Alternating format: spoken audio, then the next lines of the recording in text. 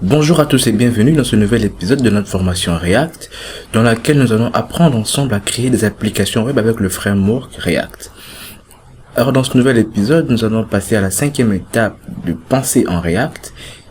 La cinquième étape consiste à hardcoder le state initial.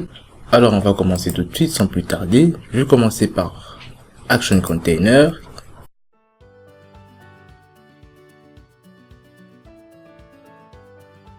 Cette formation vous permettra de construire votre propre Netflix dans lequel chaque utilisateur pourra accéder à une liste de films, il pourra ajouter des films à sa liste de souhaits, il pourra chercher les films qu'il souhaite, il pourra voir les détails de chaque film, il pourra visionner en ligne ces films et en plus cette application que nous allons construire vous permettra de gagner de l'argent parce que chaque utilisateur devra s'abonner et vous payer via PayPal pour pouvoir lire un film.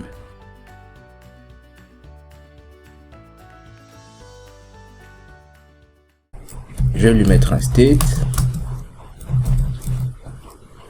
is form open, ça sera false par défaut. Et ici, au lieu d'utiliser 10.props, on va utiliser maintenant 10.state. Alors je retourne dans box, je n'ai plus besoin de passer les propriétés ici. Ensuite, je vais dans list container. Je retire aussi isFormOpen.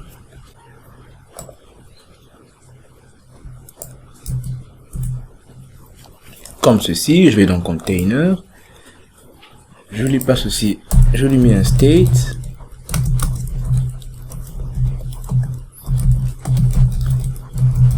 isFormOpen qui est par défaut égal à false.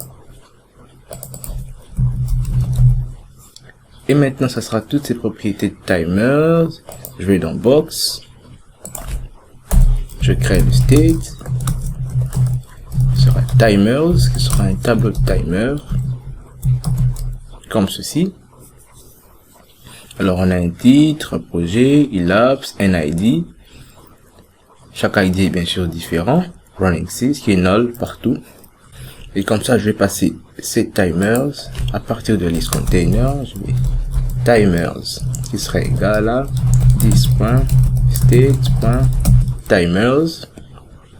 Et dans list container, on va devoir afficher notre liste de timers. Donc, on va devoir rendre autant de containers qu'on a d'éléments dans notre tableau. Je peux créer la méthode render container par exemple.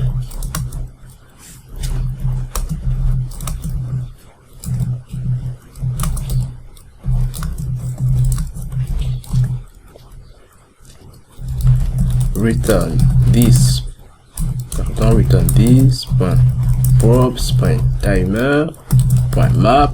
On a déjà vu ça. Là j'ai un timer. Et là, je fais return. Je retourne du JSX. Container. Bien sûr qu'il doit avoir une propriété key qui serait égale à l'ID du timer. Alors, je vais devoir passer chaque propriété en quelque sorte à partir d'ici déjà. Donc, je vais devoir passer title, project et ainsi de suite. Et pour faire simple, je peux les passer automatiquement en faisant juste une décomposition d'objets. C'est du ES6. Alors je fais point timer.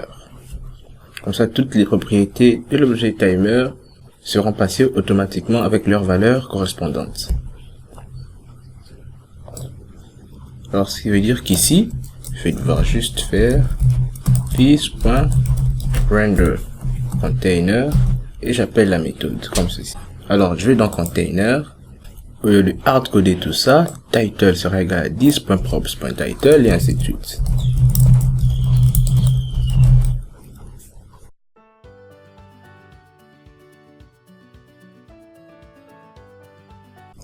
Comme ceci. Je vais dans timer. Je pense qu'ici tout est bon. Donc, timer from.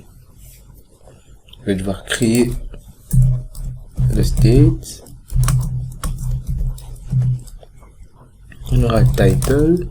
Je serais tenté de mettre directement une chaîne de caractères vide, mais je vais revenir sur ça. On aura aussi project. Mais comme vous le savez bien, le formulaire peut être ouvert à partir d'un timer déjà existant, tout comme il peut être ouvert à partir du bouton plus là pour créer un nouveau timer. Alors, au cas où le timer existe déjà, on veut que le titre par défaut puisse être son titre. Alors on fait this.props.title comme ceci. Et ça sera pareil pour le nom du projet, this.props.project comme ceci. Alors je commence par le titre. Value, ça sera this.states.title. On change. On va appeler la méthode this. Alors, je vais commencer par un petit commentaire que je trouve assez important. Alors, pour ce qui est des événements en React, il y a un petit schéma qui revient souvent lorsque l'on fait en quelque sorte on, suivi du nom de l'événement.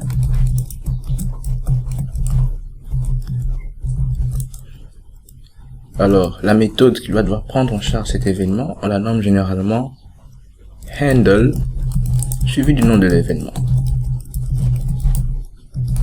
Alors, ça revient généralement en React. Je vais juste partager ça avec vous. Alors, on revient à nos moutons. Alors, en change, je peux la nommer par exemple handle change. Mais comme j'aurai deux en change et pour le titre et pour le projet, alors je vais mettre handle title change. Comme ça. Je copie ça. Project. Et sera handle project change. Alors je vais créer ces deux méthodes rapidement.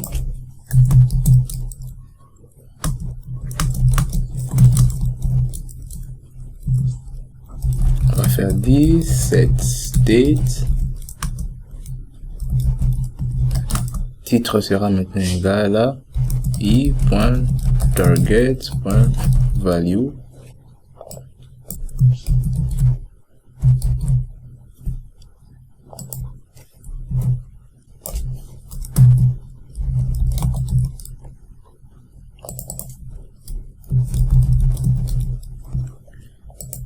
Et avant de continuer, je me rends compte que j'ai commis une petite erreur dans list container, c'est this.props.timers. Alors maintenant, je sauvegarde et on voit ce que ça donne.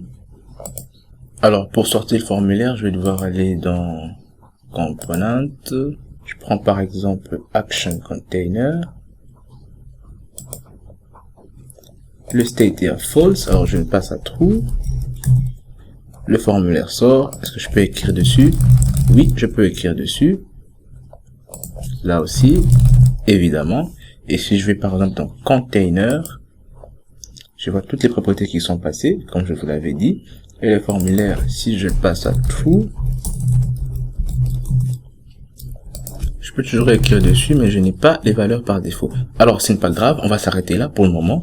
Et dans la prochaine vidéo, on va continuer notre application. On va voir la 6e étape, et aussi corriger ce petit bug. Alors d'ici là, portez-vous bien. Likez la vidéo si vous l'avez aimé. Partagez-le autour de vous. Laissez-moi des commentaires si vous en avez. Et surtout, abonnez-vous à la chaîne si ce n'est pas encore fait. À plus.